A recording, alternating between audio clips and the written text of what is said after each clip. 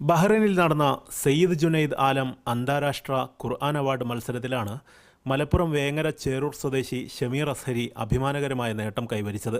ഇന്ത്യയെ പ്രതിനിധീകരിച്ച് മത്സരത്തിൽ പങ്കെടുത്ത ഷമീർ ഒന്നാം സ്ഥാനം നേടിയ ബംഗ്ലാദേശ് സ്വദേശി സക്കരിയയ്ക്ക് ശേഷം ഏറ്റവും കൂടുതൽ മാർക്ക് നേടിയ മത്സരാർത്ഥിയായി മാറി. ജുഫൈറിലെ അൽഫത്തേഹ് ഇസ്ലാമിക് സെന്ററിൽ ഒരാഴ്ചയോളം നീണ്ടുനിന്ന മത്സരത്തിനൊടുവിലാണ് അറബ് രാജ്യങ്ങളിൽ നിന്നുള്ള വിധികർത്താക്കളെ പോലും വിസ്മയിപ്പിച്ച് ഷമീറിന്റെ പാരായണ മികവിന് അംഗീകാരം ലഭിച്ചത്. ليقطع طرفا من الذين كفروا أو يكبتهم فينقلبوا خائبين. കാരന്തൂർ മർക്കസു സക്കാഫത്തി സുന്നിയയിലും ഈജിപ്തിലെ അൽ അസ്ഹറിലും പഠനം നടത്തിയ ശേഷം ഖുർആനിൽ തുടർ പഠനം നടത്തുകയാണ് 25 വയസ്സുകാരനായ ഷമീർ ഇപ്പോൾ.